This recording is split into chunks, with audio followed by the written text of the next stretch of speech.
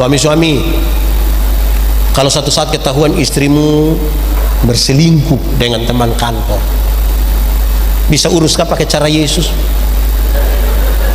Bilang kepada istri, mama, pergilah dan jangan berbuat dosa lagi. Bisa.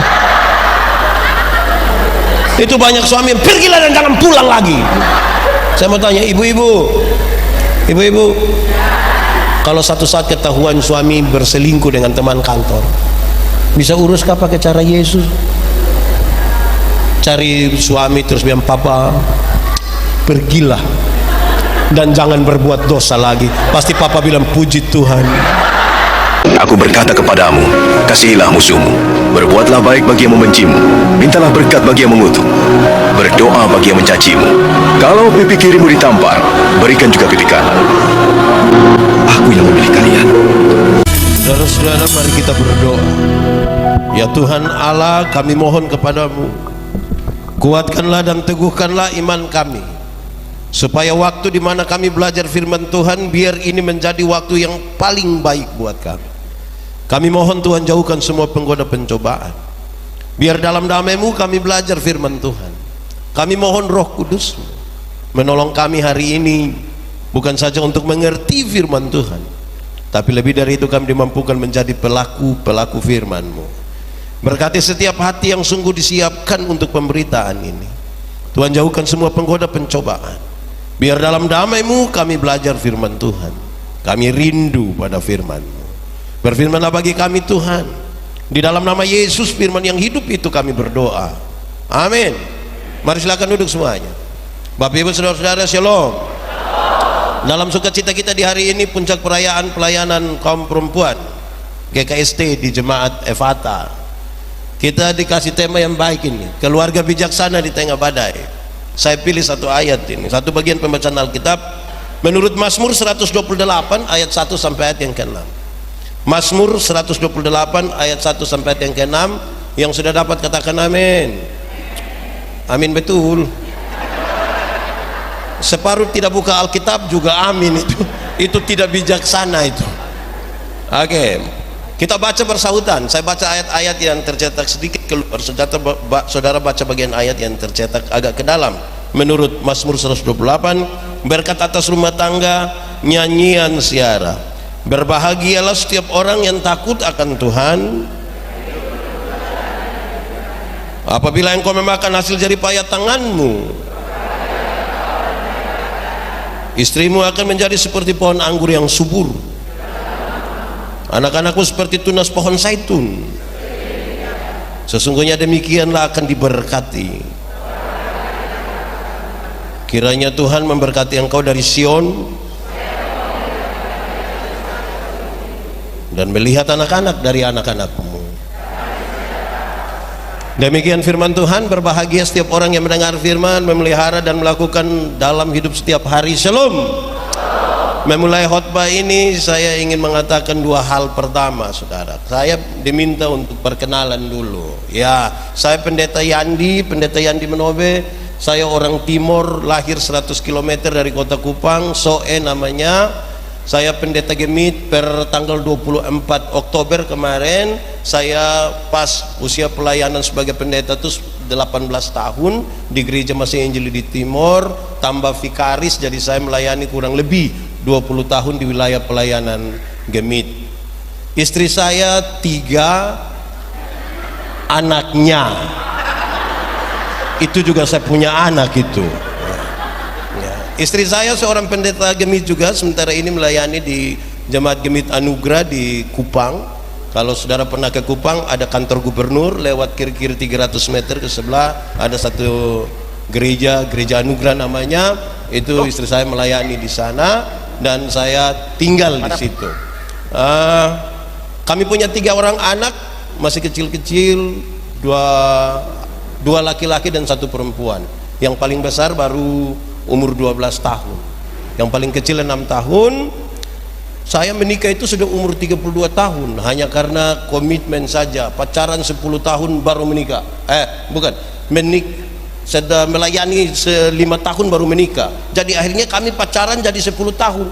Orang tanya saya, pendeta, kenapa bisa pacaran sampai 10 tahun? Saya bilang karena kalau saya berhenti dengan dia, siapa lanjut dengan saya? Enggak, saya juga pikiran itu. Ya sudah, anak-anak masih kecil dan bersyukur kami masih ada dan melayani sampai hari ini. Semoga perkenalan ini jadi baiklah buat kita sedikit. Saya kira itu. Nah, kedua saudara-saudara, usia 67 tahun saya ingin mulai mengatakan begini, kedewasaan itu ada 3. Ada berapa? Pertama, dewasa biologis. Dewasa biologis itu dulu kita punya berat badan hanya 37, sekarang 73. Itu dewasa biologis. Dulu kita pakai celana nomor 27 tidak ada masalah karena perut rata saja. Sekarang perut ada 3, satu di sini, satu di sini, satu di sini. Itu dewasa biologis. Siapapun bisa begitu. Makan tidur, makan tidur, makan tidur, cocok, gemuk gitu. Itu pertama. Kedua, dewasa psikologi. Dewasa psikologi itu tidak tergantung umur dan berat badan. Umur 40 tahun tapi kalau tukang tersinggung, sedikit-sedikit tersinggung, sedikit-sedikit tersinggung, sedikit-sedikit tersinggung, tersinggung kok sedikit-sedikit. Di Palu ada yang biasa tersinggung begitu, ada ibu-ibu atau bapak-bapak? Ibu-ibu pakai baju warna. Hati-hati kalau tersinggung di Kupang. Di Kupang itu kalau ada orang tersinggung dan biasa tersinggung, waktu dia tersinggung di orang banyak, orang suka bawa korek bilang begini. 3, dewasa iman. Dewasa apa? Dewasa iman itu kira-kira begini. Ada anak umur 3 tahun, ada meja berat 10 kg. Anak umur 3 tahun bisa pikul meja yang 10 kg? Tidak bisa. 17 tahun kemudian dia umur 20 tahun, dia pikul meja yang 10 kg, bisa? Yang berubah anak atau meja? Itu dewasa iman. Orang dewasa iman tidak akan pernah meminta beban menjadi ringan, tapi orang dewasa iman meminta bahu yang semakin kuat. Amin kok? Saudara punya masalah? Tidak usah omong, saya lihat ini muka masalah semua. Masalah ialah kesenjangan antara harapan dan kenyataan. Itu masalah dan semua orang mengalami itu. Siapa yang dewasa iman tidak akan merengek-rengek kepada Tuhan, Tuhan tolong kasih ringan ini beban. Tidak, dia bilang Tuhan kasih saya bahu yang semakin kuat, karena kalau Tuhan izinkan ada masalah, Tuhan tahu seberapa kuatnya saya. Amin kok? Karena itu orang dewasa iman tidak akan pernah meminta orang lain berubah, tapi siapa berubah? Diri sendiri yang berubah. Kadang-kadang kita sibuk minta orang berubah, tapi kita jarang rubah diri sendiri. Amin. Di Palu ada di sini juga. Coba tunjuk, coba. Jangan itu cari masalah itu. Oke, sebelum kita masuk di bagian ini, saya mau kasih tahu saudara begini. Tuhan Allah sudah, waktu kita ikuti kisah penciptaan, Tuhan Allah sudah cipta babi, terus dia bilang baik. Waktu cipta ayam Tuhan bilang baik. Waktu cipta kucing dia bilang apa? Baik. Waktu cipta sapi dia bilang apa? Baik. Tapi melihat laki-laki itu sendiri, Tuhan bilang apa? Tidak baik. Tidak. Semua Tuhan bilang baik. Waktu lihat laki-laki itu sendiri, Tuhan bilang apa? Tidak. Itu berarti laki-laki itu tidak cocok dengan babi. Iya, tidak cocok dengan ayam, tidak cocok dengan sapi. Laki-laki itu hanya cocok dengan pertanyaannya masih cocok. Sekarang ini masih cocok. Di Kupang itu cara menyebut cocok itu ada 3. Pertama, kalau kita bilang begini, cocok, saudara tahu artinya? Ya cocok itu, pas itu, klop itu, mantap itu, serasi itu. Kalau kita bilang apa? Cocok. Tapi kalau kita bilang begini, cocok, bisa tangkap artinya? Suami tukang maki, istri tukang maki, tetangga yang dengar bilang apa? Cocok. Kira-kira begitu. Yang ketiga, cocok itu paling bagus diucapkan oleh satu suku di NTT, Alor. Kalau mau bilang cocok itu, kaki satu di depan, dia agak tunduk sedikit, mata dikasih begini, baru dia bilang cocok. Jadi kita, pertanyaan ini penting buat kita semua. Masih cocok begitu. Itu tema ini sesungguhnya mau mengantarkan kita kepada satu bagian di mana badai tetap ada, tapi kita tetap butuh bahagia. Jangan lupa bahagia. Amin kok? Saudara bahagia? Di rumah bahagia? Di ibadah perempuan bahagia? Pengurus bahagia? Woi, sedikit lagi dunia kiamat di sini saja. Ini bahagia semua, ini luar biasa sekali ini. Wah, tapi pertanyaan pentingnya adalah bahagia itu apa? Apakah karena saudara kaya raya lantas bahagia? Buktinya ada banyak orang kaya raya tapi tidak bahagia. Apakah karena saudara terlalu cantik lantas bahagia? Tidak juga. Ada banyak orang cantik tapi tidak bahagia. Lihat satu orang kalau di depan dia lebih putih sedikit dari kita, itu yang kulit hitam itu agak sedikit gelisah. Nanti dia lihat begini. Padahal ada lagu dulu bilang biarlah yang hitam, jangan harapkan. Jadi pun mau pakai oker juga tidak bisa. Saudara pakai pemutih, minta maaf hanya di wajah saja, leher ke bawah gelap lagi, dan saudara tidak bahagia, saudara tidak bahagia nanti itu. Ini cantik juga belum tentu bahagia. Ya.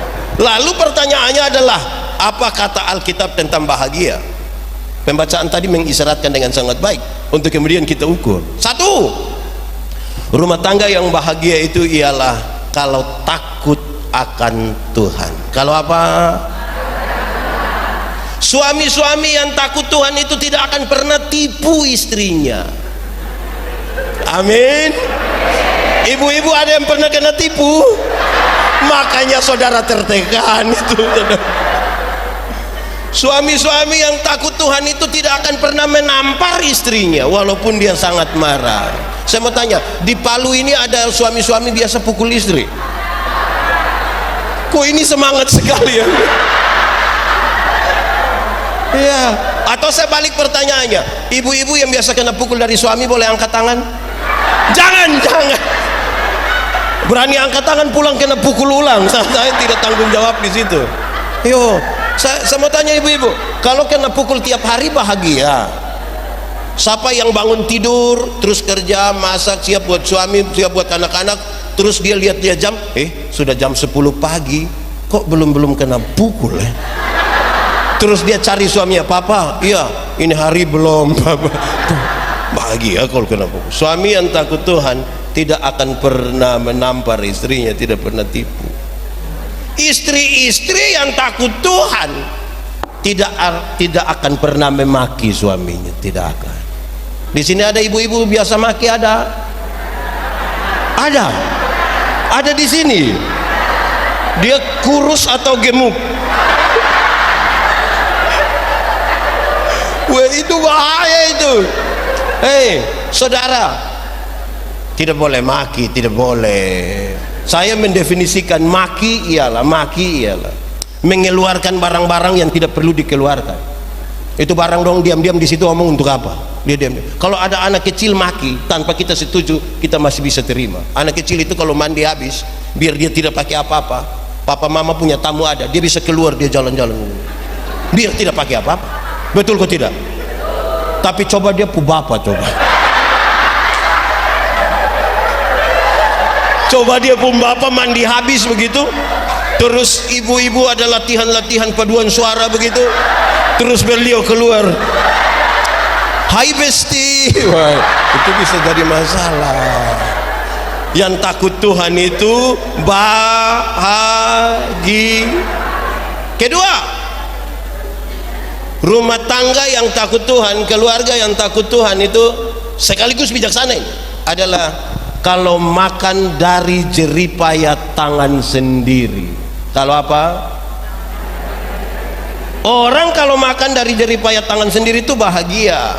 Kalimat terbaliknya adalah, jadi bagi keluarga yang hanya harap warisan tidak akan bahagia. Yang harap warisan tidak akan bahagia. Karena orang-orang yang harap warisan itu, anak-anak yang harap warisan itu pertanyaannya tiap hari itu hanya satu, kapan bapak mati? Kalau tiap hari hanya tanya kapan bapak mati, kapan bapak mati, kapan bapak mati, lama-lama bapak belum mati, dia mati duluan itu. Saudara, kalau saudara tinggal di rumah yang fasilitas mewah dan lengkap sekali, tapi itu kalau masih rumah orang tua, belum bahagia. Kalau tinggal di rumah sendiri ukuran 3x2, tidak ada plafon, masuk langsung keringat di dalam.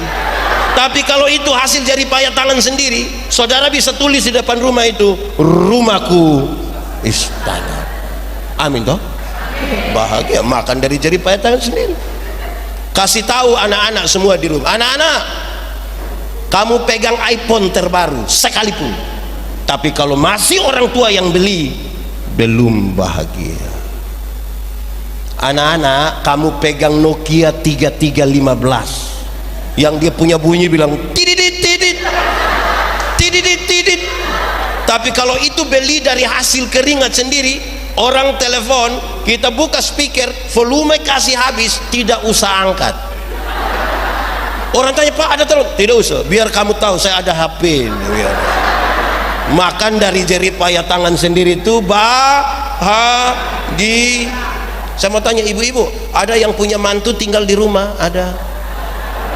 Makanya saya lihat ibu-ibu tertekan toh karena tinggal sama-sama mantu.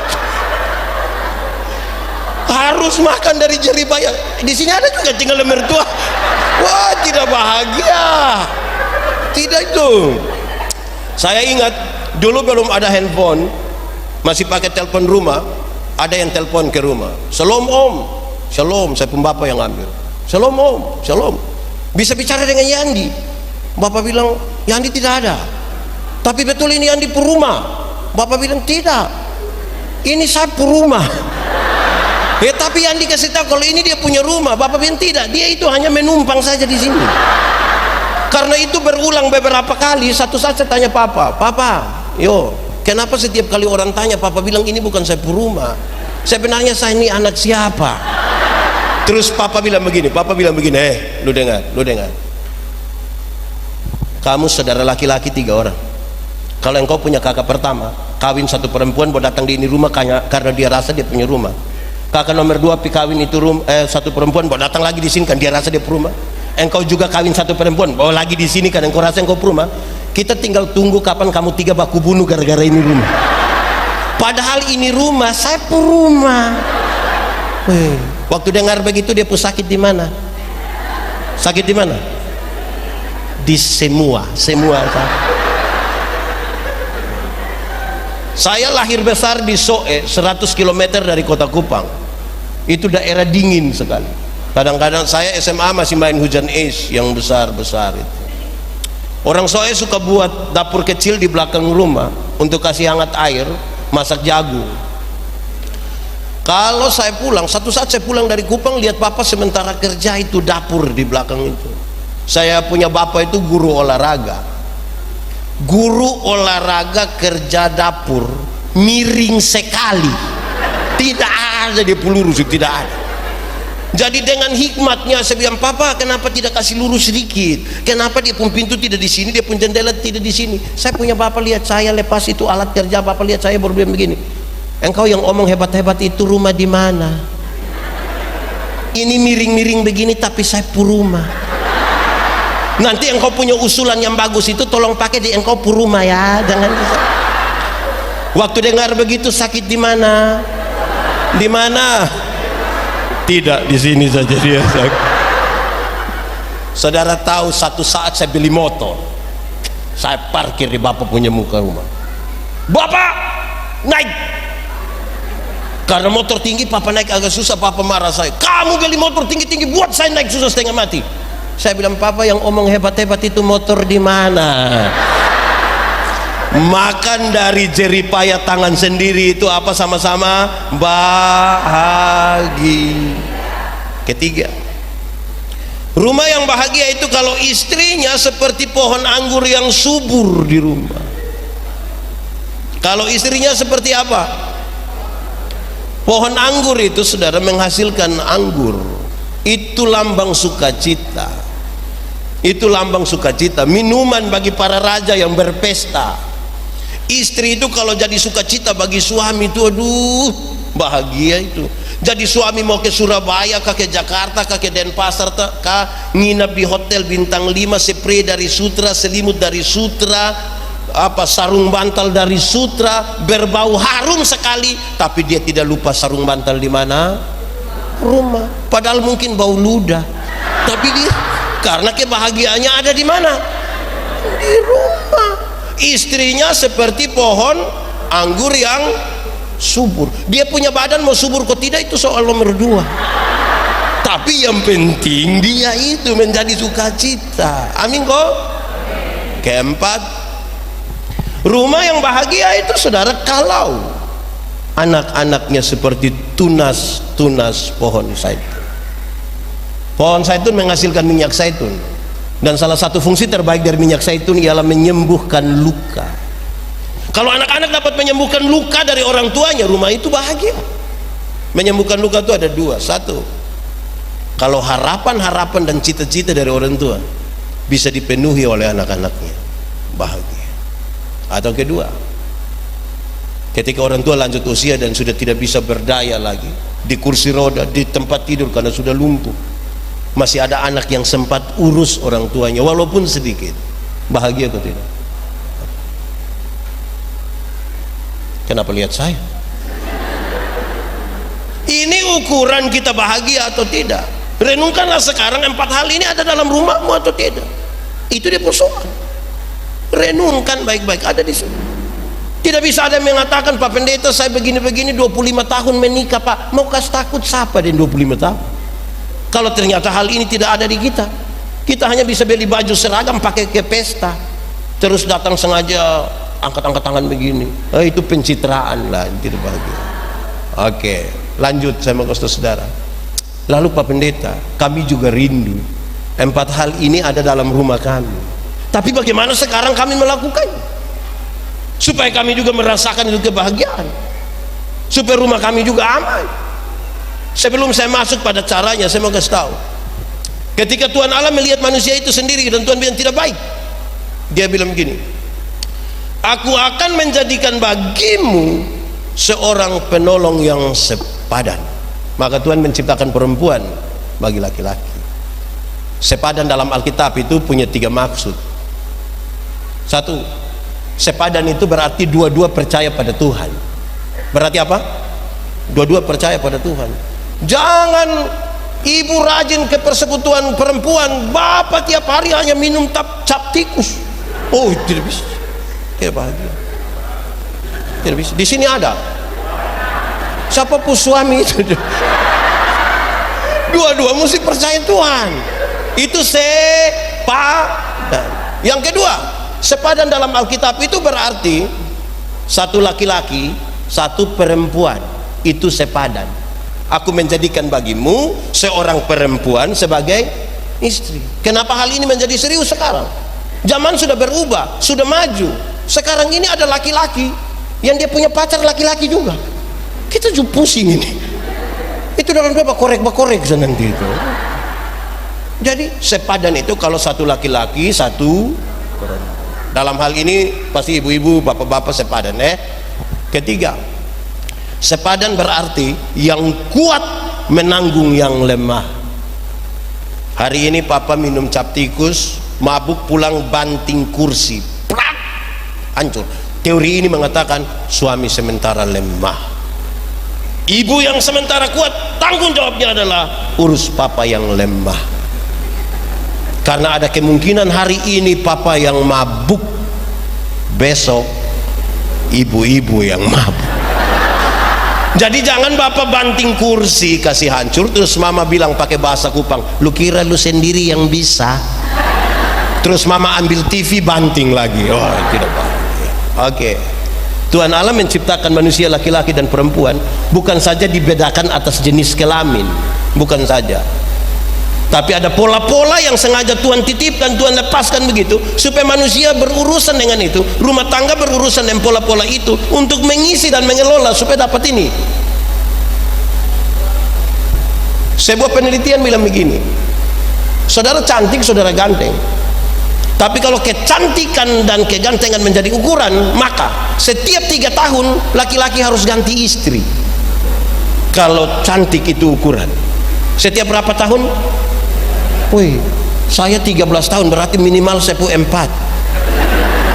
Apalagi yang menikah lebih lama, oh itu lebih banyak. Lalu pola seperti apa?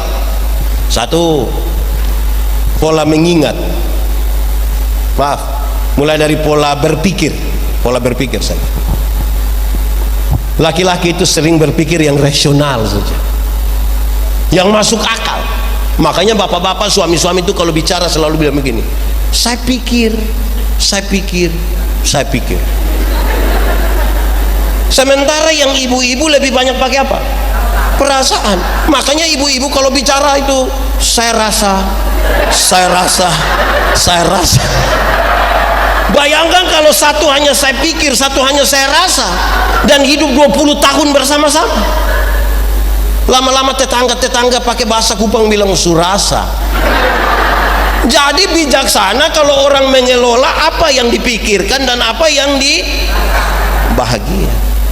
Hidup tidak bisa pakai yang logis saja. Hidup itu penyeimbangnya adalah perasaan. Hidup juga tidak bisa pakai perasaan saja, tidak bisa. Saudara kalau pakai perasaan saja tidak mungkin bahagia.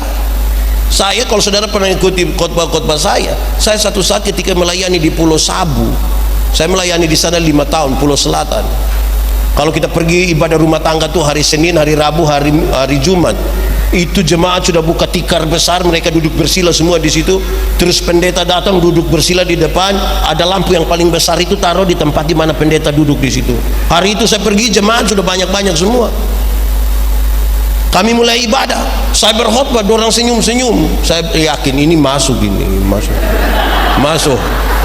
Saya khotbah terus. Yang menarik, kami sudah habis ibadah, mereka tetap senyum juga. Saya mulai pikiran dengan mereka pun senyum itu. Terus satu saat saya tanya ini jemaat, yo, kamu senyum-senyum apa? Dorang tambah senyum lagi.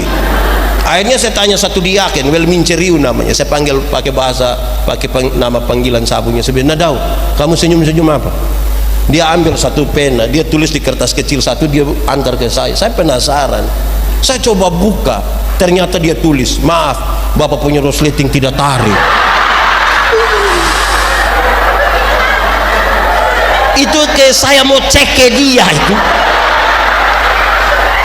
Kita 1 jam bersama-sama di sini, engkau lihat ada soal di situ perasaan. Jadi hidup tidak bisa pakai perasaan saja. Amin kok. Tidak bisa. Saya mau tanya saudara, kira-kira tadi waktu dorang ibadah mereka baik atau tidak? Yang tadi yang saya pimpin itu, yang saya bersila gitu, ibadah mereka baik atau tidak? Kenapa tidak baik? Jadi saudara-saudara, kalau kita pakai perasaan dan tidak menyelesaikan masalah, relasi kita bermasalah. Amin kok. 2, soal pola kerja. Pola apa? Pola kerja ini menarik. Laki-laki itu cenderung pekerja tunggal. Bapak-bapak ini hanya ke kantor saja, tapi waktu pulang dia rasa dia sudah kerja seluruh dunia dan segala isinya. Dia rasa sangat berjasa untuk itu pekerjaan. Bapak-bapak itu kalau sempat gendong baby, kita punya di Kupang bilang ademea, kalau dia sempat gendong barang 1 jam, itu dia rasa sangat berjasa. Ketika ibu-ibu datang, dia bilang, ma, yo gendong adek dulu. Papa, saya mau pergi teman-teman, kasih tinggal kami sendiri. Kok tadi saya suruh gendong itu 1 jam berjasa, karena polanya tunggal.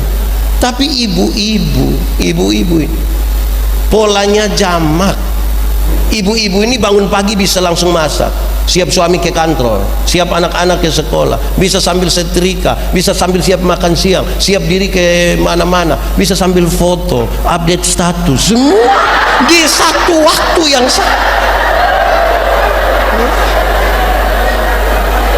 Ini pola ini bukan untuk dibandingkan. Ini pola ini untuk dikelola. Jangan ibu-ibu bilang, coba jadi saya, coba. Tidak bisa, karena dia memang laki-laki, polanya Tuhan.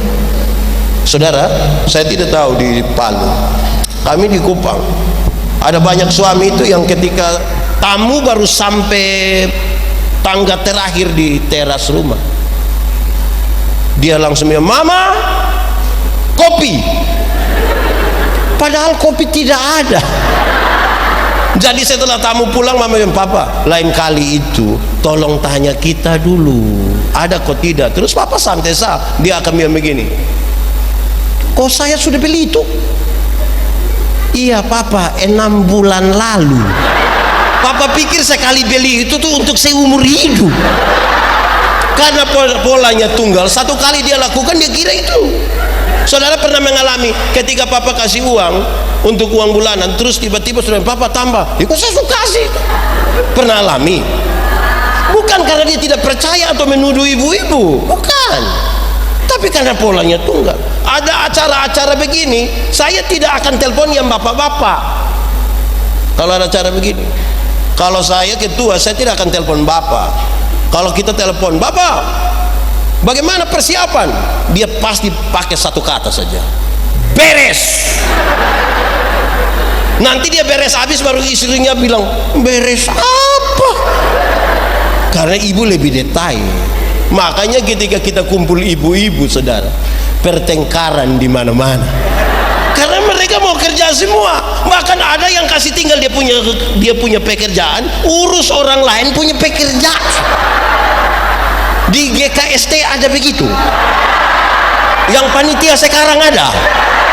Makanya saudara, saya lihat saudara seragam tapi hati tidak seragam. Karena ibu-ibu lebih detail.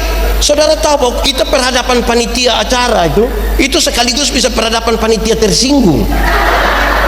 Karena kita mau bicara soal pakai pakaian saja itu bicara ribet sekali.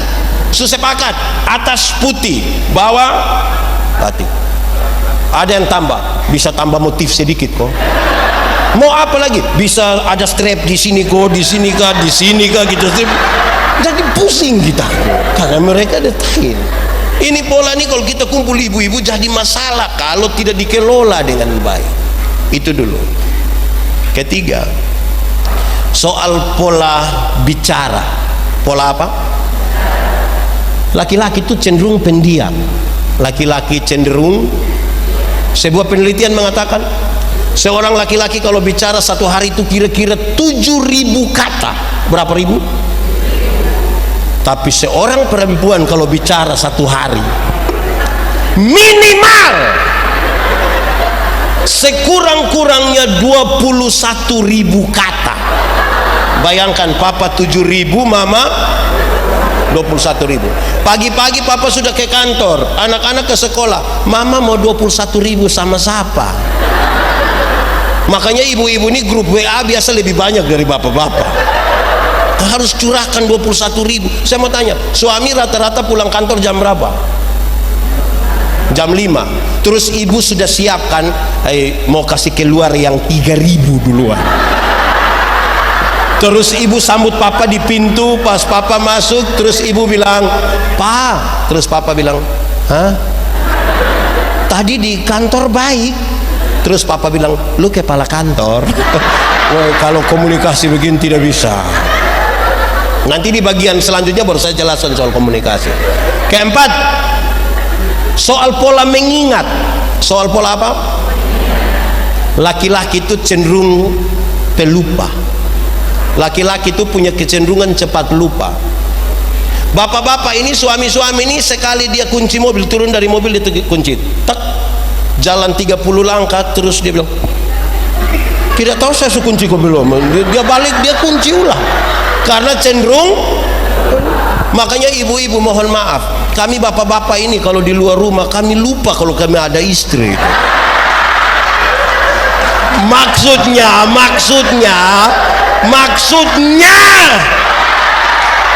Maksudnya kalau kami cerita dengan teman itu lupa kalau ibu-ibu ada tunggu. Tidak usah terlalu negatif juga dengan kami lah. Maksudnya begitu. Bapak-bapak itu cenderung cepat lupa. Tapi perempuan yang ibu-ibu itu ingatannya tajam sekali, setajam.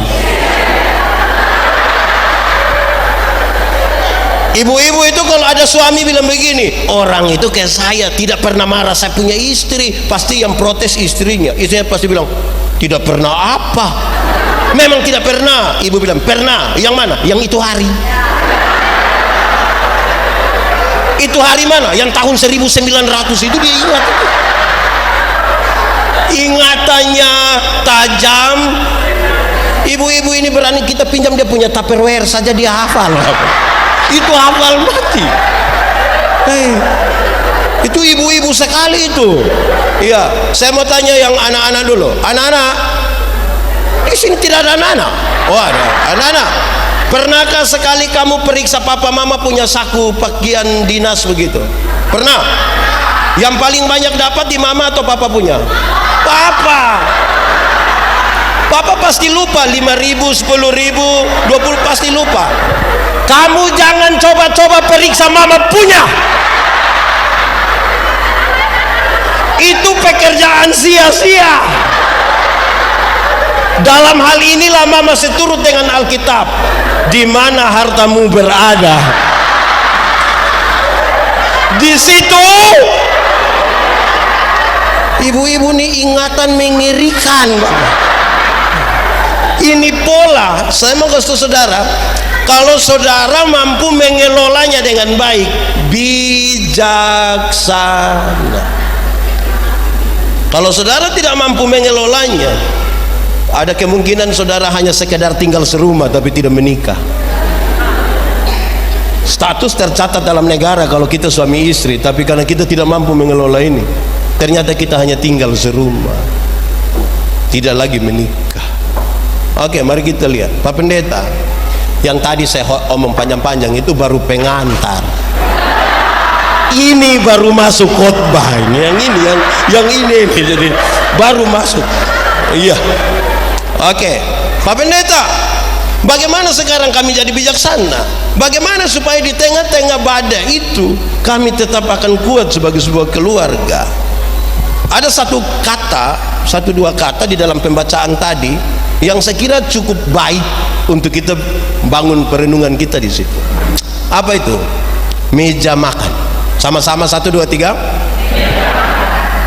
Kalau mau bahagia, kalau mau bijaksana, harus ambil tempat bersama, suami, istri, anak-anak duduk di sekitar meja makan dan makan bersama. Harus, baru bahagia. Nanti di akhir saya kasih tahu bagaimana kalau kita tinggal berjauhan. Tapi saudara, makan bersama itu berdampak baik bagi ini. Kenapa? Mari kita mulai, saudara. 1, biasanya kalau makan bersama orang mulai dengan doa. Doa itu tanda orang takut Tuhan. Doa itu tanda apa? Takut Tuhan. Ya, saudara lihat. Kalau kita duduk makan bersama, biar yang paling banyak itu orang yang makan tidak tahu berdoa. Tapi kalau separuh sudah begini, dia juga ikut begini. Dia angkat muka, kita yang lain masih tutup mata, dia tutup ulang, dia begini. Tapi dia memberi pengaruh. Doa makan itu saudara, mau putar ke kiri atau ke kanan, dia hanya berisi 2 hal. Pertama, doa makan itu berisi sebuah ungkapan syukur, ungkapan terima kasih. Saudara tahu bahwa pergumulan keluarga Kristen dan keluarga-keluarga di Indonesia per hari ini adalah anak-anak kita sudah jauh dari itu kata terima kasih, tolong, maaf, permisi. Tempat belajarnya cukup di meja makan, itu bijaksana. Rumah tangga yang tidak tahu terima kasih, tidak tahu bersyukur, tidak bahagia. Kenapa? Saudara mungkin tahu bagaimana mengumpulkan uang yang banyak, tapi saudara tidak tahu cara menikmatinya karena tidak bersyukur. Ada banyak orang tahu bagaimana menjadi sukses dan kaya, tapi dia tidak tahu cara menjadi bahagia. Kadang-kadang saya bilang begini, kumpul uang banyak-banyak tapi tidak pernah jalan-jalan di Surabaya. Nanti di Surabaya baru dia telepon saya, Pak Pendeta, yo saya di Surabaya, enaknya pesir-pesir. Tidak Bapak, saya di rumah sakit Dr. Sutomo. Sudah dapat rujukan dulu berbuat. Bersyukur itu cara terbaik menikmati hidup, dan itu bijaksana. Kita jalan kaki kita berdoa, Tuhan, yo kasih saya sepeda 1. Kita ini kan selalu tidak puas kan? Hati manusia ini lebih luas dari isi dunia. Isi dunia sudah isi di hati manusia, tetap masih kurang karena manusia tidak puas. Untuk mengisi kekurangan itu butuh bersyukur. Latihannya cukup di meja makan. Jalan kaki saudara berdoa, Tuhan kasih saya sepeda 1. Tuhan kasih sepeda 1, dia naik 2-3 bulan, dia berdoa ulang, Tuhan naik sepeda memang enak tapi tanjakan yang di situ itu Tuhan. Oh itu saya pembetis hampir sama dengan paha. Jadi yang kau mau, kalau bisa kasih saya motor 1 kok Tuhan. Tuhan kasih motor 1, dia naik 5-6 bulan, dia berdoa ulang, Tuhan Naik motor memang enak Tuhan, tapi saya punya istri berat 80.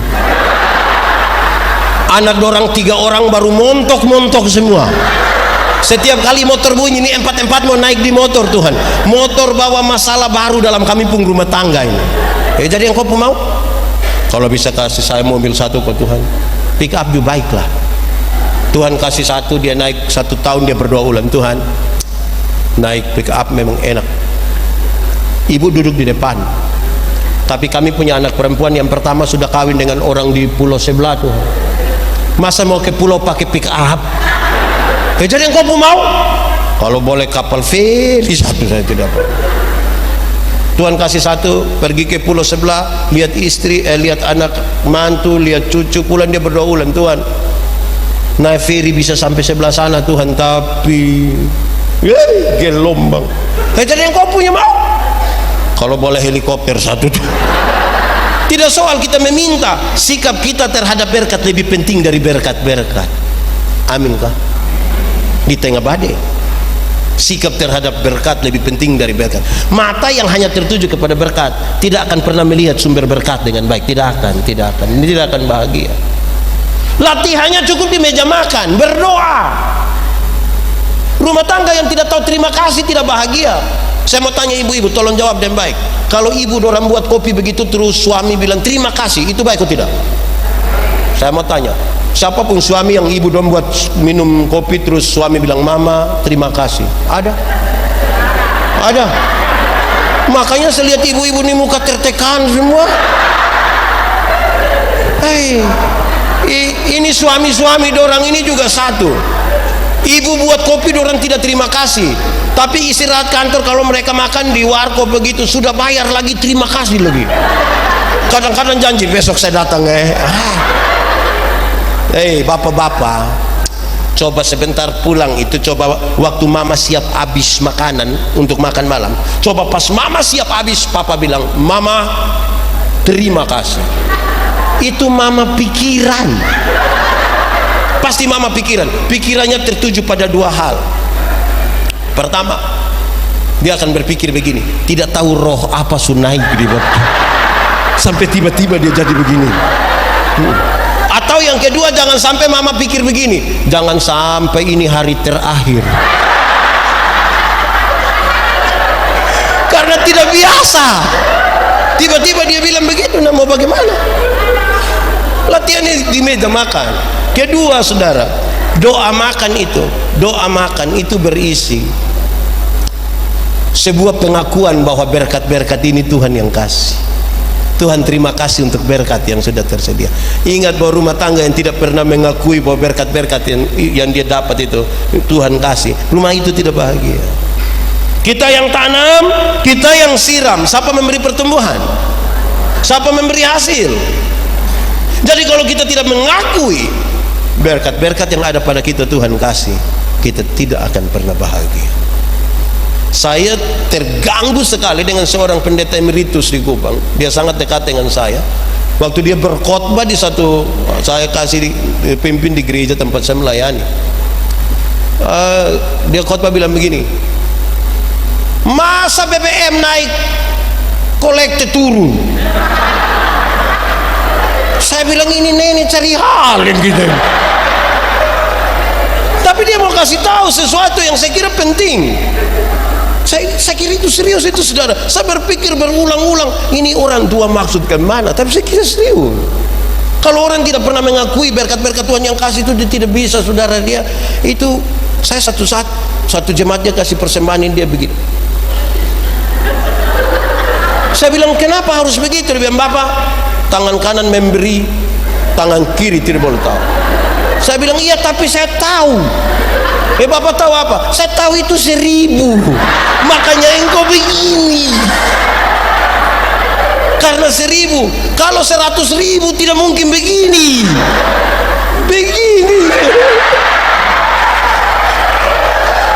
Tidak mungkin. Saudara-saudara, doa makan itu baik. Pulang coba lakukan di rumah. Saudara bijaksana, saudara bahagia. Amin kok. Satu tadi di meja makan kita buat apa? Berdoa. Kedua, biasa di meja makan kita buat apa? Di meja makan buat apa? Ya makan. Itu yang betul itu. Itu bijaksana kalau di meja makan, makan. Akan jadi masalah kalau di meja makan kita tidur.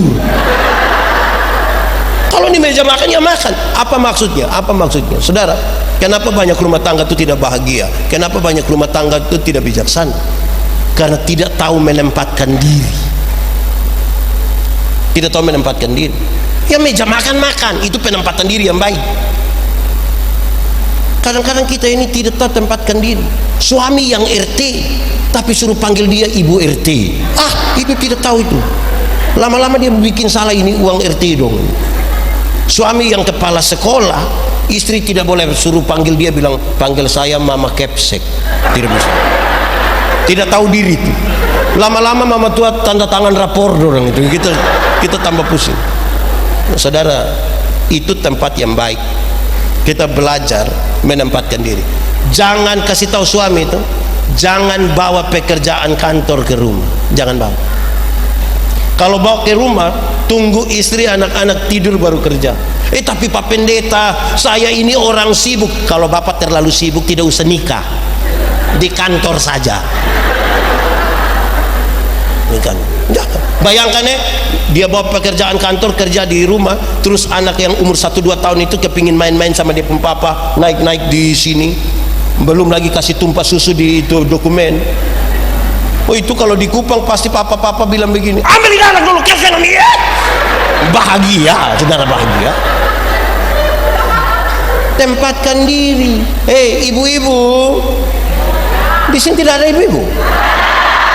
Ibu-ibu, ada masalah di rumah tidak usah muat di Facebook. Itu tidak tahu tempat. Di sini ada. Itu ibu ada di sini. Coba tunjuk itu ibu. Ada tempat suami istri itu bicara dia pun persoalan, bukan di Facebook. Saudara tahu, kalau seorang perempuan termasuk istri-istri buat status sakit hati, banyak laki-laki pura-pura jadi dokter.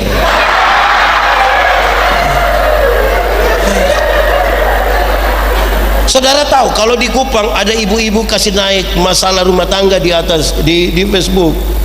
Itu orang punya komentar tuh hanya menuju ke dua hal. Pertama, orang komen bilang begini, kenapa lai say? Kenapa sayang? Kira-kira begitu Yang kedua, dia punya teman-teman yang cerewet yang 21.000 itu. Kalau komen akan pakai bahasa Kupang bilang begini, saya punya suami yang begitu, ikat batu di leher, buang di laut. Saudara bayangkan kalau tiap kali muat satu situ yang komen macam-macam begitu itu. Kita bisa hancur, kita berumah itu. Betul kok tidak? Iya. Saudara mulai banding-banding nanti. Ibu-ibu, jangan banding kita pun suami dengan orang lain pun suami.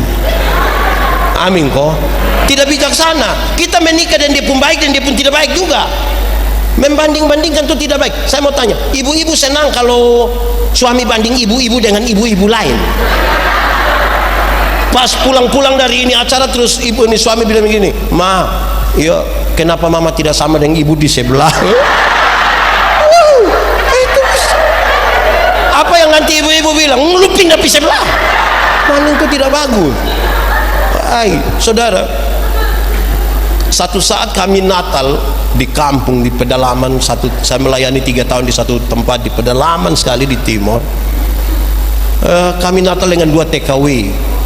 Kami makan kue seragam, dia pun nama kue Solo, besar ke piring. Saya tidak tahu orang pakai tepung apa, yang pasti kami kunyah itu kayak kunyah karet itu, tidak habis-habis. Tidak habis-habis. Pusing-pusing kunyah-kunyah begitu. TKW 1 bilang begini, Bapak, kalau kami Natal di Hong Kong, itu saya lihat dia sampai yang satu yang Bapak, kalau kami Natal di Macau, terus ini kita di Timor. Yang engkau harus lakukan adalah bawa itu Hong Kong datang. Kalau tidak kamu dua berangkat ke Hong Kong. saudara tidak bisa tinggal di sini, tapi pikiran dan perasaan ada di tempat lain. Amin kok. Makanya harus tahu tempat. Nah, kita ini kadang-kadang tidak tahu tempat. Makanya belajar di meja makan. Orang kalau tidak segera ambil keputusan, dia terganggu dalam dia hidup. Ya. Saya mau tanya saudara, coba. Masak Indomie itu cepat atau lama? Lama atau cepat? Cepat atau lama? Teorinya cepat. Kalau tidak segera ambil keputusan, dia jadi lama. Kalau saya bilang, saya istri, "Ma, yo, saya mau makan Indomie." Terus ibu lari ke dapur 2-3 menit, dia datang tanya saya, "Pak, yo, mie goreng kok mie kuah?" Terus saya bilang, mie kuah mama." Terus ibu ke belakang 2-3 menit, dia datang tanya lagi, "Kuah banyak kok sedikit?" Taruh saja banyak, tidak apa-apa. Ibu ke belakang 2-3 menit datang tanya, "Pakai sayur kah tidak?" Mama taruh saja. Ibu ke belakang 2-3 menit datang tanya, "Pakai telur kah tidak?"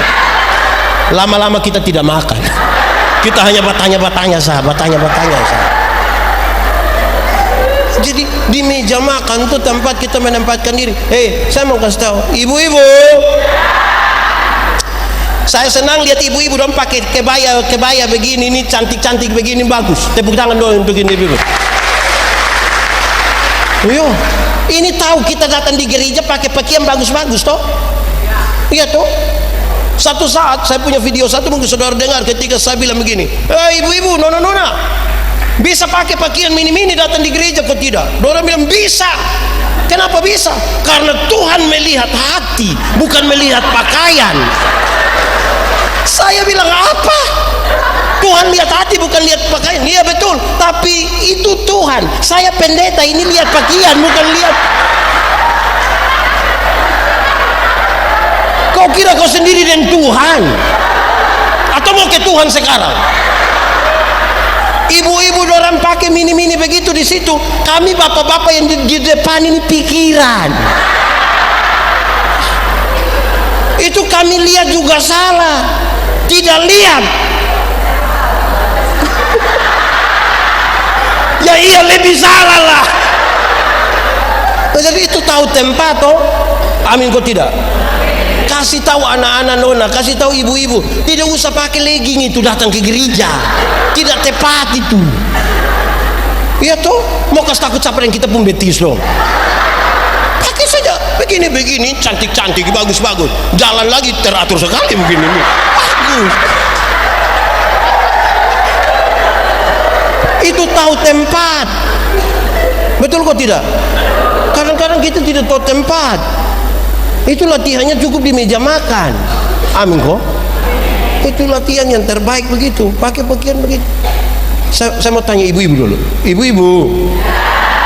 Ibu-ibu tahu kok tidak kalau kami bapak-bapak yang suka lihat ibu-ibu dong pakai pakaian bagus-bagus begini, tahu kok tidak? Tahu kok tidak? Nah bagus. Kalau tahu begitu baik. Banyak ibu tidak tahu. Dia kalau ke pasar itu dia pakai bagus sekali. Bagus.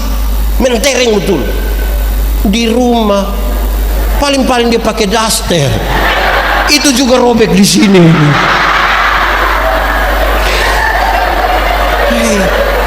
Kita omong, "Mama, ganti itu daster kali. Kok hanya di rumah saja?" Karena itu ibu-ibu, mulai besok itu di rumah pakai jas.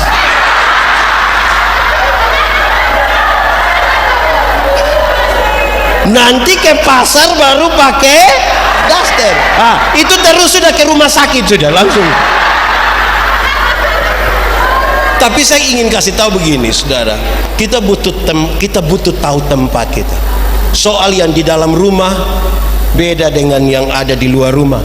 Tahu tempat. Yang di dalam kamar tidur tidak harus perlu dibicarakan di beranda, tidak harus. Kita semua tahu itu. Semua orang punya masalah. Tapi dia mesti tahu tempat untuk berurusan dengan pergumulan dalam hidupnya. Amin kok? Oke, sudah dua masih banyak. Satu di meja makan tadi. Kedua di meja makan. Ketiga di meja makan. Ya baca cerita. Di meja makan pasti baca cerita toh. Tidak mungkin di meja makan kita semua makan 1 jam semua. Tidak mungkin. Di meja makan itu ada komunikasi. Amin toh. Saya di Kupang, saya mendampingi 5 kelompok difabel, termasuk para yang bisu dan tunanetra. Keputusan untuk membangun relasi dengan seseorang, kata kuncinya adalah komunikasi. Entah dia pun cara mau bagaimana, yang penting mengkomunikasikan sesuatu. Tempat terbaik belajar komunikasi itu di mana? Meja makan. Menara Babel itu tidak selesai dibangun bukan karena kurang uang, bukan karena kurang material, bukan karena kurang tenaga kerja, hanya karena terputusnya komunikasi di antara mereka. Di meja makan itu kesempatan bapak-bapak tanya istri, "Mama, yo, kenapa ini sayur ini garam semua?" Terus ibu bilang, "Maaf pak, maaf papa, maaf papa. Tadi waktu saya tumis ini sayur, mama terlalu ingat papa. Jadi mama pikir papa tuh garam, mama ambil saja taruh-taruh begini." Tapi yang penting komunikasi. Amin kok. Yuk. Papa tanya anak laki-laki, laki-laki, di sekolah tadi dapat berapa? "Papa, tadi saya dapat 10 bapak." "Bagus sekali, lu persis lu punya papa ini. Lu papa sekali itu, papa sekali itu." Terus tanya yang perempuan, "Non, di sekolah dapat berapa tadi?" "Aduh papa, matematika tadi susah deh, kakak dapat 3. "Aduh, macam mama punya keluarga dulu."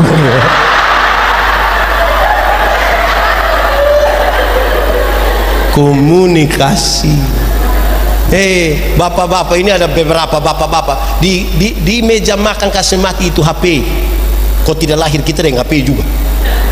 Atau apalagi ibu-ibu pernah alami, kok tidak, pas duduk sama-sama suami terus tiba-tiba ada telepon masuk, suami sengaja melangkah keluar, baru dia bilang, "Halo, halo." Kalau itu terjadi, hai ibu-ibu, aku berkata kepadamu, curiga sudah.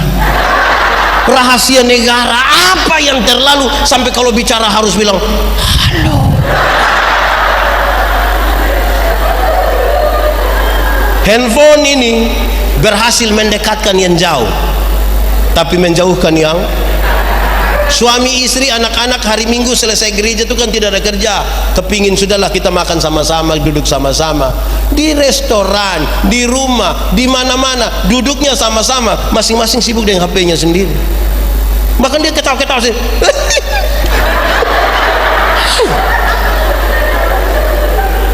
Bisa kasih mati. Amin. Komunikasi. Bapak-bapak, ini puji sedikitlah kita pu istri. Iya, mama sudah beli habis celana yang agak ketat sedikit kuliah begini, sudah ke salon, sudah sanggul begini, lewat-lewat begini, ya omong apalah begitulah.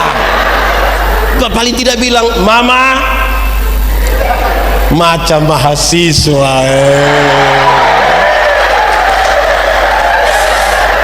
Mama malu-malu, mama punya mahasiswa apa? Mahasiswa DO lah. Ini ibu boleh pergi datang begini, papa bilang, "Mama ini macam setrika rusak saja." Tidak bisa, puji sedikit. Kalau ibu pakai pakaian agak mini itu kasih tahu, "Mama stop, ganti itu." Papa tidak suka lihat mama pakai begitu. Besok mama sengaja pakai ulang supaya bapak bisa omong lagi tuh. Kasih tahu, "Ini mama naik kendaraan umum turun setengah mati begini." Bapak kasih tahu. Suami yang bicara. Kalau bukan suami yang bicara, mau suruh siapa bicara? Mau suruh teman-teman di perempuan yang bicara? Baru kita simpan ibu-ibu tukang tersinggung begini, baru mau bisa masalah. Biar suami yang bicara. Amin toh. Oh, ibu-ibu tuh kan lebih detail tuh bapak-bapak. Ibu-ibu tuh kalau bapak janji, "Ma, nanti tanggal 2 bulan depan kita di sini tempat wisata di mana ya? Yang agak jauh sedikit. Kemana? Oh, Tanjung Karang lah kira-kira. Mama, tanggal 2 bulan depan kita pergi ke Tanjung Karang ya." Itu tanggal 30 tuh mama sudah tidak bisa lah, itu 30 dia sudah tidak bisa. Itu dia sudah pergi datang lah. Nanti pergi datang terus dia tanya, "Pak, yuk tanggal 2 jadi?" Karena papa tuh bukan orang yang detail sambil baca koran atau HP, papa bilang, "Iya tanggal 2 jadi." Itu mama tidak suka yang begitu. Kalau mama tanya, Pak, tanggal 2 jadi, papa harus lepas itu HP, lepas itu koran, lihat mama punya mata baru bilang, iya, tanggal 2 jadi. Komunikasi. Kadang-kadang kita repotnya di situ. Ada banyak suami ini lebih sayang orang lain punya istri daripada istri sendiri. Kalau telepon orang lain punya istri itu dia punya sopan tiada tara. Yo, nanti dia telepon yang sayang, yo, yang saya minta tolong kemarin tuh sudah kah? Ini kalau telepon orang lain tuh istri. Kalau telepon istri sendiri, wah, ini hari kita makan apa? Di sini ada suami yang begitu. Kenapa nikah dengan dia ya? Saya khotbah di khotbah tentang buah roh. Salah satu unsur buah roh itu adalah kelemah lembutan. Apa? Kelemah lembutan itu terdiri dari 2 kata, lemah dan disambung menjadi kelemah lembutan. Saya bilang begini, kami suami-suami di NTT, kami hanya sampai di lemah saja, lembut tidak. Dia pun maksud begini, ketika kami lemah baru kami mengerti kelembutan. Waktu sudah sakit berat, sudah di tempat tidur, sudah tidak bisa, itu dia bicara sangat lembut. Pasti dia akan bilang, mama, mama terbaik.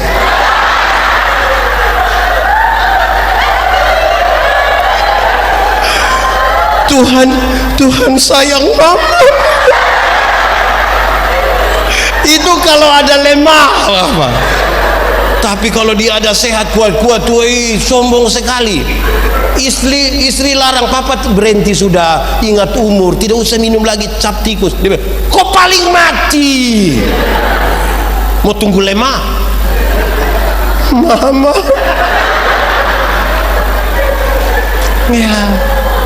Saya mau kasih tahu bapak-bapak, kadang-kadang gombal itu juga baiklah. Mama bikin teh terus mama bilang, Pak, manisnya pas kah Pak? Papa bilang, Mama, ini teh mau manis kok tidak lebih indah dari mama punya senyum. Itu tipu tapi enak di sini nih.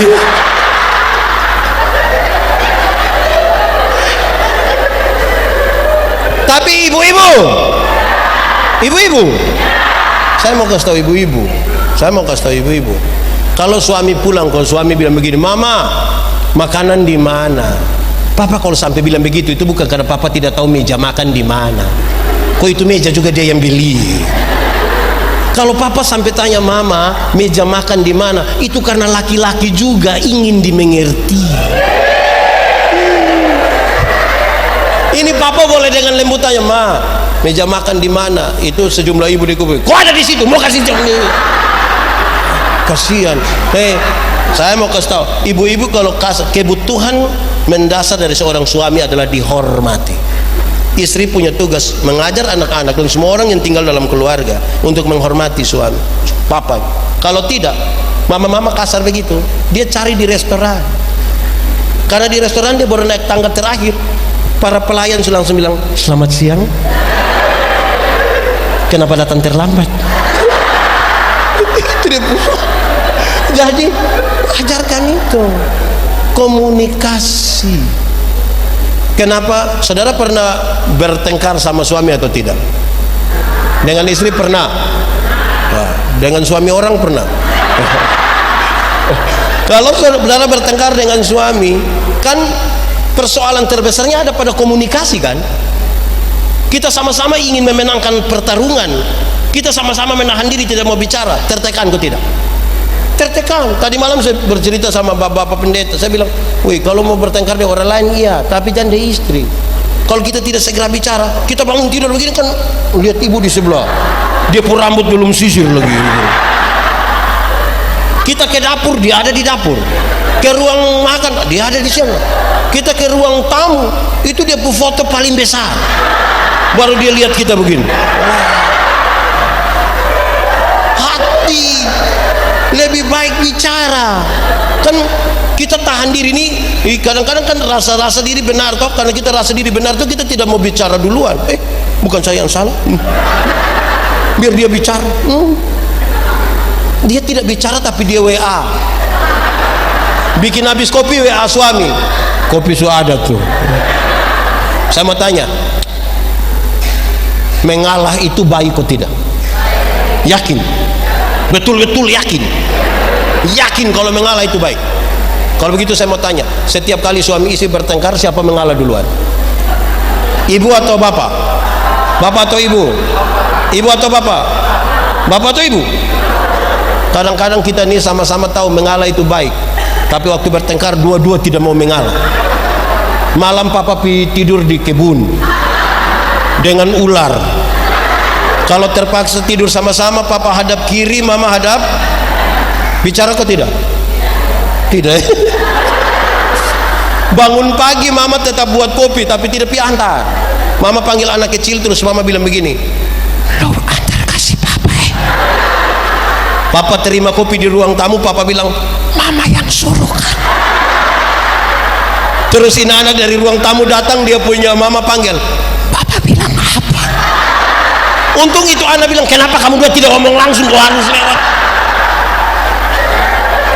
Kalau kita bertengkar, masalah kita ada pada komunikasi. Makanya kalau komunikasi tidak beres dalam rumah tangga, kita sangat tidak bijaksana. Ingat, tidak ada hal yang tidak bisa terselesaikan dari sebuah komunikasi yang baik. Saya mau tanya, ibu-ibu dong, waktu urus acara puncak hari ini ada masalah di mengurus itu kok tidak? Ada kok tidak? Tidak ada. Berarti ibu-ibu dong diam begini. Ada kok tidak di panitia? Kan dia pun soal cara kita mengkomunikasikan kan? Maksud benar, cara mengkomunikasikan salah jadi masalah. Betapa sentralnya komunikasi dalam rumah tangga. Kalau tidak, saudara-saudara, kita kacau, tiap hari kacau, bahkan tidak beres. Apalagi bapak-bapak dan mama-mama tahu. Ada teori bilang begini, laki-laki melihat perempuan, tapi perempuan melihat perempuan. Laki-laki melihat, tapi perempuan melihat. Maksudnya begini, kami suami-suami, kami bapak-bapak ini kalau duduk sama-sama, tiba-tiba ada perempuan cantik satu masuk, itu serempak kami punya kepala akan begini. Tapi kalau lihat begitu, istri ada di sebelah dan lihat begitu, akan jadi masalah. Perempuan cantik itu masuk, kami pun kepala tetap. Hanya mata yang ikut. Laki-laki melihat perempuan, tapi perempuan melihat perempuan. Ibu-ibu perempuan duduk sama-sama begini, ada laki-laki ganteng satu masuk, biasa-biasa saja, tidak istir, ringan, standar. Tapi jangan coba-coba yang masuk itu perempuan. Jangan coba-coba yang masuk itu ibu-ibu. Rok agak pendek, tas agak besar, sepatu agak tinggi. Saudara lihat ibu-ibu punya siku sama bibir.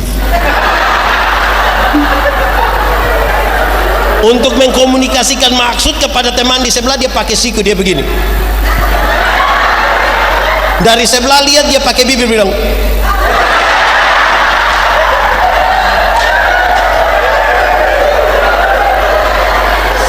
di sini ada itu ibu-ibu. Dorang yang di sini atau yang di sini? Kadang-kadang tiga, satu, dua.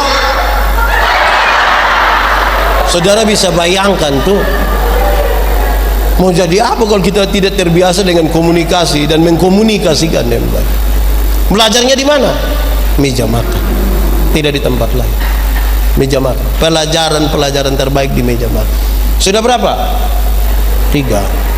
1 di meja makan, 2 di meja makan, 3 di meja makan, 4. Saya mau tanya, kalau ikan tinggal 2 tapi orang ada 4, bapak, mama, anak 2 orang, ikan tinggal 2, siapa yang makan? Siapa yang makan? Siapa yang makan? Oke, tidak ada jawaban yang salah ya. Ikan tinggal 2, orang ada 4. Mau bagi supaya 4-4 dapat, tidak ada masalah. Mau kasih anak saja yang makan, tidak ada masalah. Apakah bapak sakit jadi bapak ambil 2-2, tidak ada masalah.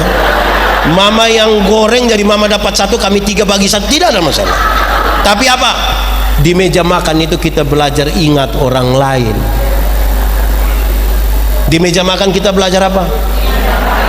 Bijaksana sekali kalau suami ingat istri, istri ingat suami, orang tua ingat anak, anak ingat orang tua. Itu bijaksana. Itu bahagia. Ibu-ibu kalau suami tidak ingat ibu-ibu dong senang. Bikin pengucapan syukur. Kan harus kasih tahu kita pun suami dong. Ini suami dong juga satu ini. Dapat uang 100.000, 20 dorang beli rokok. Tinggal berapa? 80 dorang masih ambil lagi 30, katanya jaga-jaga. Tinggal berapa? Ini 50 ini kasih di ibu dengan sejumlah catatan. Wih, itu tidak ingat ini. Belajar ingat toh, ingat istri dong.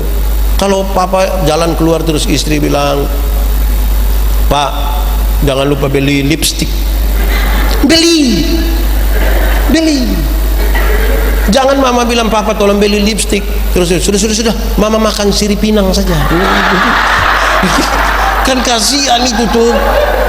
Belajar ingat. Kenapa ini serius? Bayangkan di meja makan, kalau papa dikasih kesempatan ambil makanan duluan, lantas dia ambil tuh, lupa kalau ada orang di belakang. Kasihan kan yang di belakang. Saya mau tanya saudara, di Palu nih kalau ada acara pesta begitu di rumah-rumah, pernah kau tidak alami satu keadaan di mana yang datang ke belakang itu hanya dapat kuah kosong itu? Pernah alami?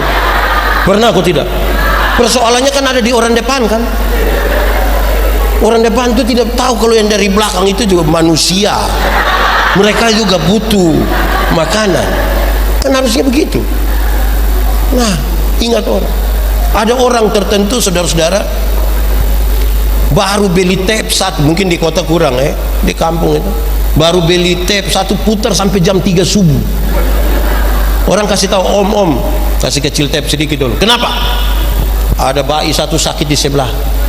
Kasih tahu dia ada tambah 2.000 di sapu tape. Hidup tidak ingat orang betul. Jangan. Ingat orang lain. Kita punya anak-anak muda dong ini, kadang-kadang saya heran dengan orang. Motor itu pabrik pakai sistem komputer. Orang yang kerja di pabrik itu pintar-pintar. Dorang tahu memang bagaimana taruh ini barang-barang, gas, rem, speedometer, ban, velg, itu pakai hitungan yang bagus. Kita punya anak-anak yang tidak lulus semua mata pelajaran ini. Dorang juga reparasi motor. Akhirnya motor bunyi seperti orang gila. Wah. Bayangkan kalau di satu kompleks itu ada anak-anak lewat ya motor. Wah. Itu orang doa hanya satu. Coba mati baik. Orang tua berdoa untuk keberhasilan, kesuksesan. Tapi gara-gara tidak ingat orang lain, orang menginginkan kecelakaan. Nah, jangan. Itu dulu. Nanti saya lanjutkan di bagian terakhir. Saya melayani di Sabu 5 tahun.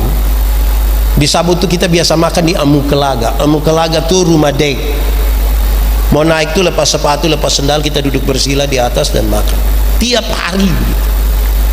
Setiap pulang kampung lihat papa mama kami makan di meja makan. Karena tiap hari di Sabu angkat kaki begitu, maka ada kecenderungan saya mau angkat kaki begini. Setiap kali angkat kaki, lutut lewat sedikit dari meja makan, papa lihat saya lutut, papa bilang, "Engkau punya lutut, punya bagus lagi." Kami makan sambil bicara. Tapi kalau makanan masih penuh di mulut, kami paksa bicara, papa selalu bilang, "Makanan dari mana? Suara dari mana?"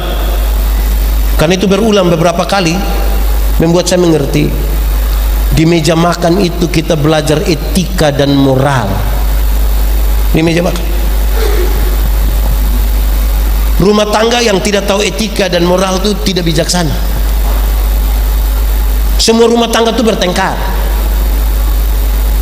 Saya pun teman-teman yang biasa meditasi bilang saya, "Pak Pendeta, kok masa sama istri bertengkar? Orang macam kami tidak pernah bertengkar." Saya bilang, "Iya, karena engkau tinggal di hutan. Karena engkau di hutan, pohon mana kas tersinggung engkau? Tinggal dengan istri suami ini, woi."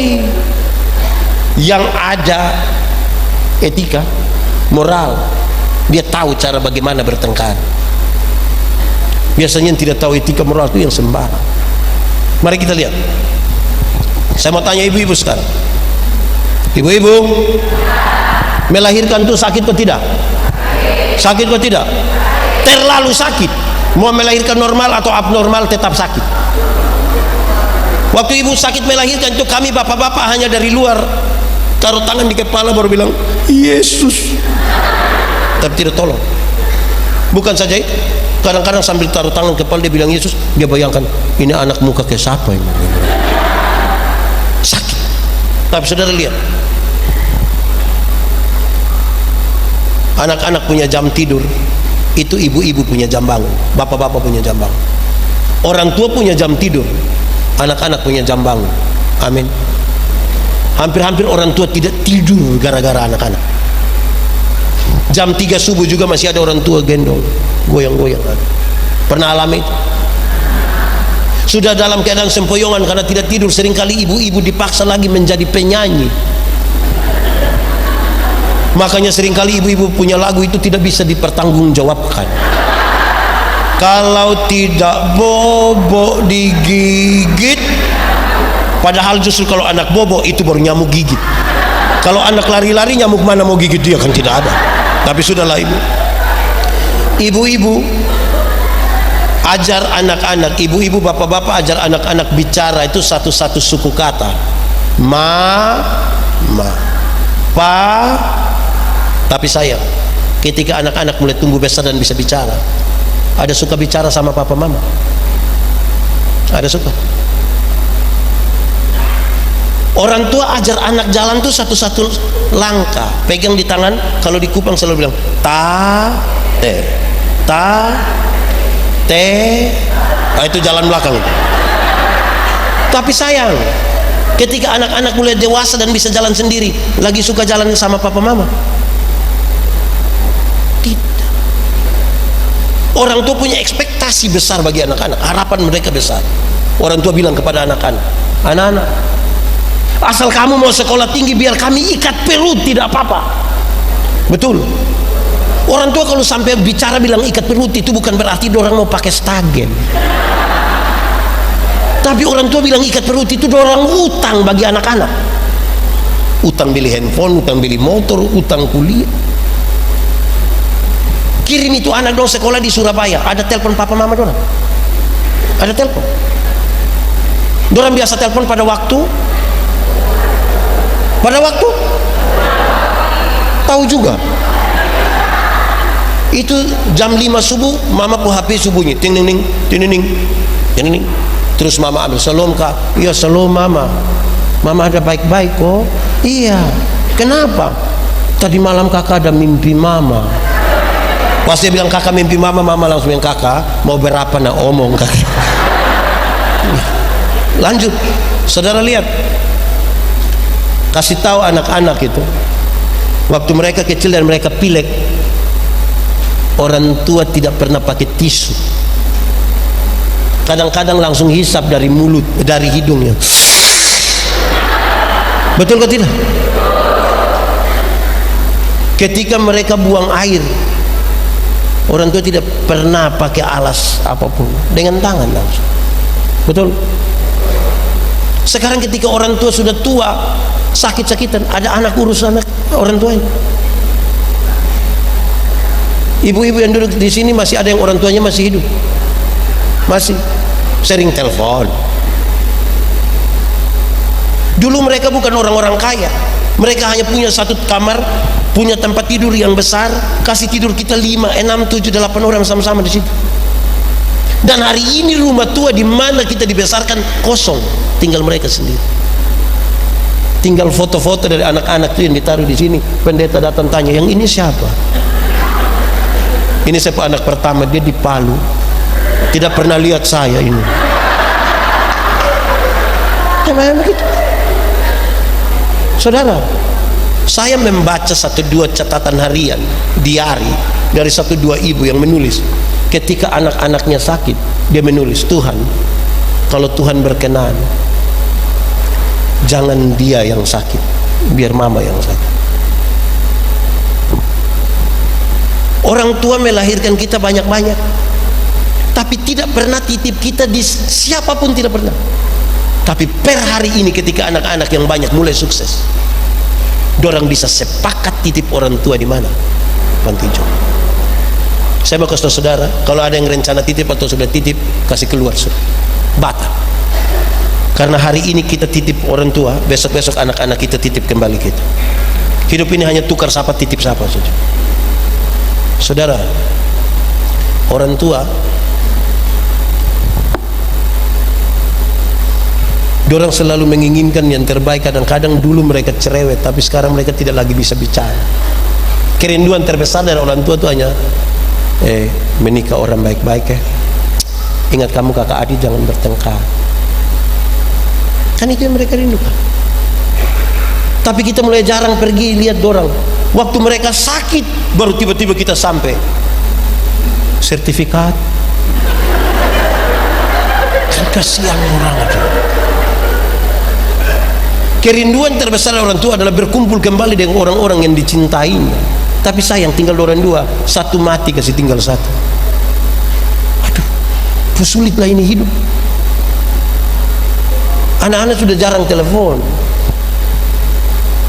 Bolehkah saya izin bertanya pada yang muda-muda sedikit? Kak, berapa bersaudara? 3. Kakak anaknya berapa? Anaknya berapa? Anak pertama. Kak anak berapa bersaudara? 4. Anaknya berapa? 2. Masing-masing kita pikir kita berapa bersaudara. Saya mau kasih tahu, ibu bisa membesarkan kakak 3 orang, bisa membesarkan kakak 4 orang. Tapi belum tentu ketika kakak 3 orang sukses, kakak 4 orang sukses, bisa urus mama yang hanya 1 orang. Belum tentu. Bahkan sekedar melihat mereka mesti izin pada suami. Itu pun kalau dia mau. Sekedar kita mau kasih dia uang sedikit. Orang tua itu kalau dapat uang dari anak-anak senang sekali. Bukan karena dia tidak punya pensiun, tapi dia rasa berharga. Sekedar kita mau kasih itu saja, kita bisa sembunyi.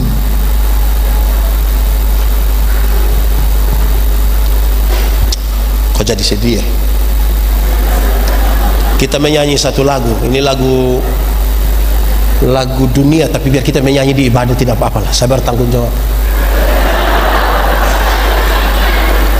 Kasih ibu kepada beta tak terhingga sepanjang masa, hanya memberi tak harap kembali, bagai sang surya.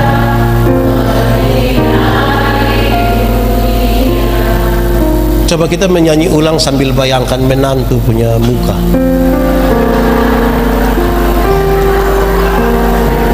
Ingat-ingat dong punya wajah menantu dong itu. Saudara kok tidak tega ya membayangkan? Kasih kepada siapa? Sampai kapan?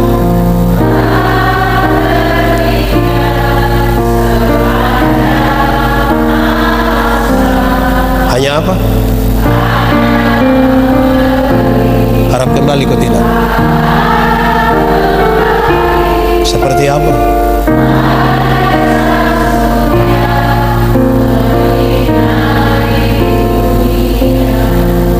Itu lagu tuh masih berlaku kah bagi ibu-ibu masa kini?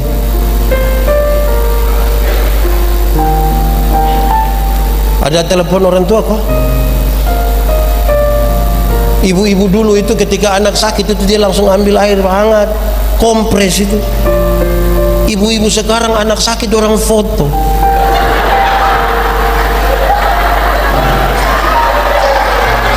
Tak, terus mereka upload baru tulis, Dede sakit, cepat sembuh ya, Mama sayang Dede.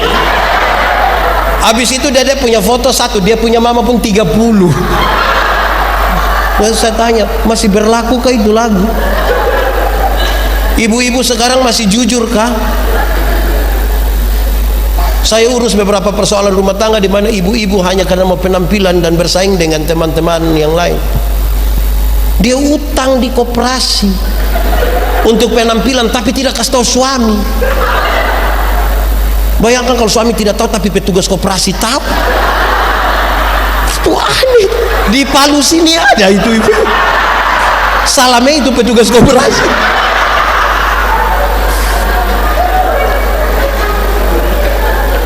Saudara, kalau itu saudara lakukan sama kasih saudara, Tuhan tidak pernah menjanjikan lautan tenang. Bukan laut kalau tidak ada gelombang. Air yang tidak ada gelombang itu dia bernama apa? Aqua. Itu tidak ada gelombang. Tuhan janji, aku akan memberikan kepadamu kekuatan ketika engkau ada di tengah-tengah badai. Dia menjanjikan itu. Jadi soal bukan soal, cara kita menangani soal yang jadi soal. Ada satu waktu kan Tuhan Yesus bilang, barang siapa percaya kepadaku melakukan pekerjaan-pekerjaan yang aku lakukan, berarti Tuhan Yesus buat apa? Dia melakukan itu. Ada satu waktu Yesus urus seorang perempuan berzina yang tertangkap. Hukum setempat mengatakan dia harus dilempar dengan batu sampai mati. Tuhan Yesus bilang begini, siapa yang merasa diri tidak berdosa silakan angkat batu dan lempar duluan. Ada yang lempar, mereka pulang. Tuhan Yesus bilang begini, dorang di mana? Dorang sepulang Papa. Engkau pergilah dan jangan berbuat dosa lagi. Ketika Yesus bilang pergilah dan jangan berbuat dosa lagi, Tuhan Yesus tidak kompromi dengan dosa. Dosa tetap dosa, tetapi kepada perempuan pendosa ini Tuhan Yesus beri kesempatan baru, bahwa masa lalu tidak bisa dirubah, tapi sekarang masa depan bisa dirancang di dalam nama Tuhan. Pertanyaannya adalah, suami-suami, kalau satu saat ketahuan istrimu berselingkuh dengan teman kantor, bisa uruskah pakai cara Yesus? Bilang kepada istri, mama, pergilah dan jangan berbuat dosa lagi. Itu banyak suami yang pergilah dan jangan pulang lagi. Saya mau tanya ibu-ibu, kalau satu saat ketahuan suami berselingkuh dengan teman kantor, bisa uruskah pakai cara Yesus? Cari suami terus bilang, papa pergilah dan jangan berbuat dosa lagi. Pasti papa bilang, puji Tuhan. Banyak ibu-ibu tidak begitu. Ketika tahu suaminya berselingkuh, dia pakai bahasa Kupan, dia berdiri di pintu baru dia bilang, lu kira lu sendiri yang bisa? Jangan lihat umur 40 tahun begini papa, berapa yang kecewa. Kalau begini kita gagal membangun. Pelajaran-pelajaran ini saudara, kita tidak dapatkan di luar. Alkitab mengajarkan kita pada hal-hal yang sederhana, kita temukan cukup di meja makan. Jadi ingat, jangan lupa ya, pulang makan sama-sama. Pak Pendeta, istri saya di tempat lain, suami saya di tempat lain. Saya punya satu kisah kecil. Saya melayani di Sabu. Ada seorang bendahara gereja, istrinya tinggal di Kupang, dia tinggal di Sabu. Kita butuh pakai kapal feri itu 14 jam baru sampai. Satu saat saya bertamu ke dia pas makan siang. Saya sampai sana, dia sementara makan nasi dari beras yang lebih cocok dikasih ke ayam karena pecah-pecah dan beras itu rusak. Saya marah dia. Saya panggil dia, kakak, kalau tidak ada beras ambil di pastori. Saya tidak makan kalau habis itu beras. Saya tidak mau kalau kita sama-sama begini, kakak makan begitu baru saya makan. Dia bilang, Pak Pendeta duduk dulu. Saya minta, tapi saya tidak suka begini. Dia bilang, Pak Pendeta mau makan. Saya tidak makan, bukan karena itu. Kalau mau makan itu, dia bilang, Bapak duduk dulu. Duduk. Saya duduk. Datang dia cabut dia punya dompet, dia buang di sabun depan di atas meja. Saya lihat dia punya uang banyak di dalam dompet. Rupa-rupanya mungkin dia baru terima gaji. Dia bilang, Pak Pendeta, saya punya uang banyak tuh. Saya bisa beli beras yang sangat mahal. Apalagi saya sendiri di sini. Tapi kenapa Bapak lihat saya makan minum beras? Kenapa? Karena istri saya dengan 2 orang anak saya di Kupang sementara makan dari beras segini. Tidak ada transportasi karena badai, karena itu saya tidak bisa kirim kasih mereka uang. Mereka makan beras ini. Tidak adil bagi saya kalau saya makan beras yang bagus dan istri saya makan beras ini. Tidak adil. Saya tanya, bagaimana lu tahu kalau makan beras begini? Pak, ini telepon ini ada untuk apa? Saya mau ke stop Pak, dia bilang. Kami bukan saja bertelepon. Setiap kali kami makan, kami berdoa bersama-sama. Dia tinggal di Kupang, saya tinggal di sini. Setiap kali mau makan, kami doa sama-sama. Itu waktu HP masih Nokia 3315. Apalagi yang sudah bisa video. Harusnya kita lebih hebat. mestinya tidak ada alasan untuk sesuatu yang baik. Tuhan memberkati kita. Mari kita tunduk kepala, kita berdoa. Aku berkata kepadamu, kasihilah musuhmu, berbuatlah baik bagi yang membencimu, mintalah berkat bagi yang mengutuk, berdoa bagi yang mencacimu. Kalau pipi kirimu ditampar, berikan juga pipi kanan. Aku yang memilih kalian.